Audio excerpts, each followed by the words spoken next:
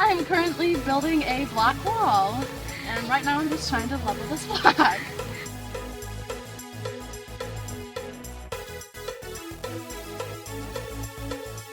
There's going to be a retaining wall for all this dirt back here, and then there's going to be steps going up to the waterfall that's over here. So we just want to block it off, that way we can backfill later.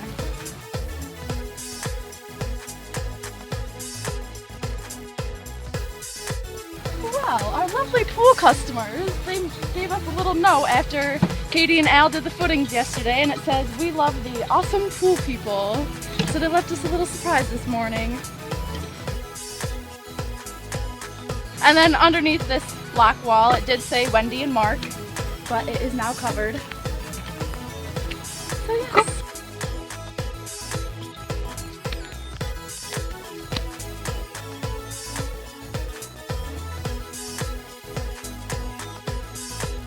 Alright, and there we have it. We have a finished cinder block wall.